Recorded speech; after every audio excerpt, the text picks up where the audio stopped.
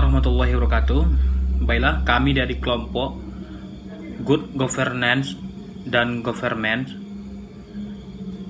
ingin mempresentasikan hasil diskusi kami pada hari ini, yang beranggotakan saya, Bayi Bestarli, sebagai moderator pada hari ini, dan rekan saya Ringo Lekseno, Hadi Salatifa, dan Ega Madani. Baiklah, yang pertama, kepada Ega Madani dipersilakan untuk menjelaskan tentang konsep dan sejarah good governance dan government. Kepada Ega dipersilakan.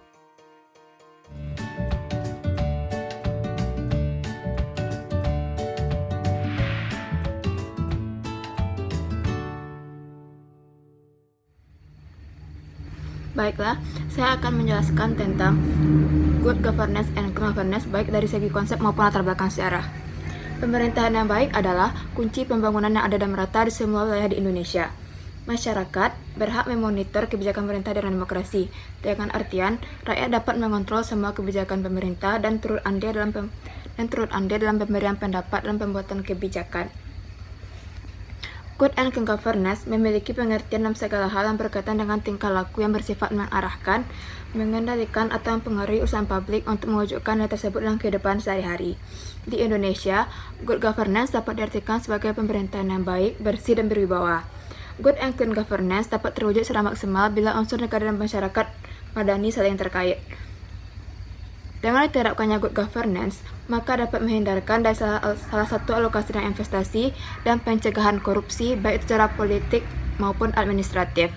Good governance pada dasarnya adalah suatu konsep yang mengacu pada proses pencapaian keputusan dan pelaksanaannya yang dapat dipertanggungjawabkan secara bersama. Good governance merupakan sebagai suatu konsensus yang akan dicapai pemerintah, warga negara, dan sektor swasta bagi penyelenggaraan pemerintahan satu negara. Bicara tentang secara good governance, wacana good and clean governance ini muncul mengiringi gerakan reformasi yang berkaitan dengan tuntutan akan pengelolaan pemerintahan yang profesional, akuntabilitas yang bebas KKN. Good governance juga muncul sebagai kritik terhadap tata pemerintahan Orde Baru yang syarat KKN yang berakhir dengan krisis ekonomi yang berkepanjangan. Wacana good governance ini diperlukan oleh lembaga-lembaga politik seperti World Bank dan IMF. Baiklah, terima kasih kepada Ega Madani yang telah menjelaskan tentang konsep dan sejarah good governance and clean governance. Baiklah, yang kedua dijelaskan oleh Hadi Salatifa tentang prinsip-prinsip good governance. Kepada Hadi Salatifa dipersilakan. Baiklah, saya Hadi Salatifa. Saya akan mempresentasikan mengenai prinsip-prinsip dari sebuah good governance. Yang pertama yaitu partisipasi. Maksudnya yaitu setiap warga negara memiliki hak suara yang sama di dalam proses pengambilan keputusan, baik itu secara langsung maupun melalui lembaga-lembaga perwakilan, sesuai dengan kepentingan dan aspirasi masing-masing. Partisipasi ini dapat juga diartikan sebagai adanya keaktifan masyarakat di dalam kegiatan-kegiatan ataupun aktivitas-aktivitas pemerintah yang berhubungan dengan sinergisitas antara pemerintah dengan masyarakat. Yang kedua yaitu rule of law. Maksudnya yaitu pemerintahan yang baik memiliki karakteristik berupa jaminan aturan hukum dan rasa keadilan kepada masyarakat di dalam setiap pembuatan kebijakan publik. Yang ketiga yaitu transparansi. Maksudnya yaitu pemerintahan yang baik harus transparan terhadap rakyatnya.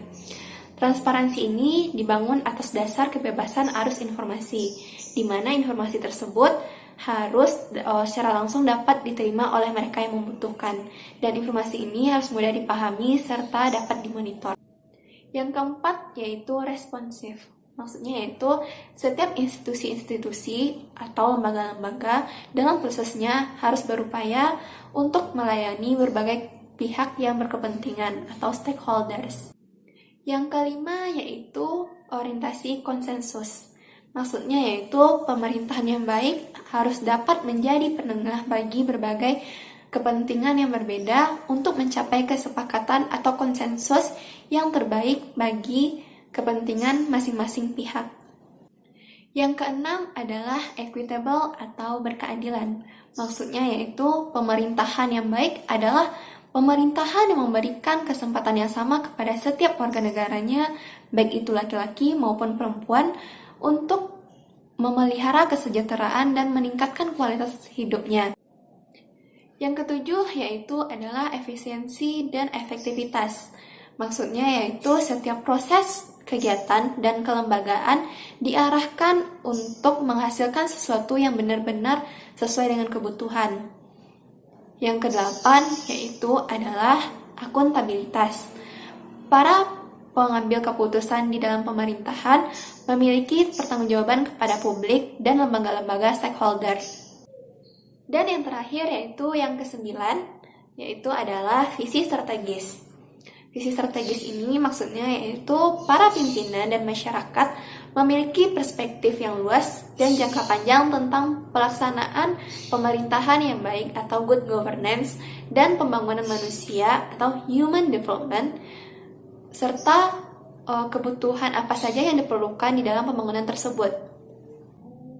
Baiklah, sekian presentasi saya mengenai prinsip-prinsip good governance. Saya kembalikan kepada moderator. Baiklah, terima kasih kepada Hadisa Latifah yang telah menjelaskan tentang prinsip-prinsip good governance.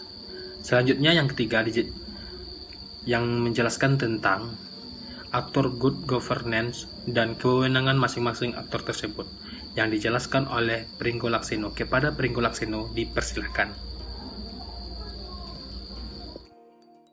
Baiklah, di sini saya Pringgo Lakseno Pangestu akan menjelaskan mengenai siapa saja yang menjadi aktor dari good governance dan juga clean government beserta kewenangan maupun tugasnya. Yang pertama yaitu pemerintah atau negara. Pemerintah atau negara ini juga memiliki tugas menjamin lingkungan hukum dan politik yang kondusif agar aktor-aktor governance lainnya bisa bekerja secara baik dan juga dinamis. Yang kedua yaitu private sector atau swasta. Swasta ini memiliki tugas di dalam governance di dalam good governance maksud saya, sebagai pemberi atau penyedia sarana pekerjaan dan juga pendapatan. Swasta tentu memiliki kompetensi yang baik dan mampu menjalankan tugasnya ini secara baik sehingga bisa bersinergi dengan aktor-aktor governance lainnya. Yang ketiga yaitu masyarakat atau society. Masyarakat memiliki peran andil dalam interaksi sosial baik di dalam ekonomi maupun politik. Masyarakat juga berperan mengajak kelompok masyarakat lainnya untuk ikut berpartisipasi baik dalam hal aktivitas ekonomi, sosial maupun politik. Baik, begitu saja penjelasan mengenai aktor-aktor dari good governance dan juga clean government yang bisa saya jelaskan. Terima kasih. Baiklah, terima kasih kepada Pringgo Lakseno yang telah menjelaskan tentang aktor good governance dan masing-masing aktor tersebut. Jadi teman-teman, kita ambil kesimpulannya, good governance dan clean government adalah segala hal yang berkaitan dengan tingkah laku yang bersifat mengarah, mengendalikan, atau mempengaruhi urusan publik untuk mewujudkan nilai dalam kehidupan sehari-hari. Pada pelaksanaannya terdapat beberapa prinsip good governance, yaitu partisipasi, responsif, akuntabilitas, orientasi, visi strategis, efektivitas, dan efisiensi.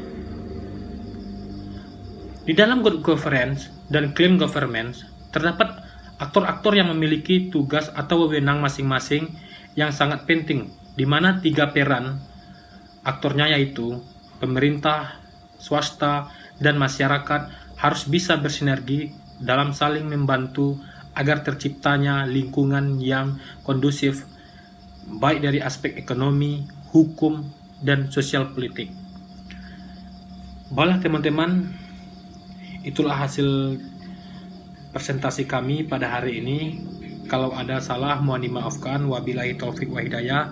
Assalamualaikum warahmatullahi wabarakatuh.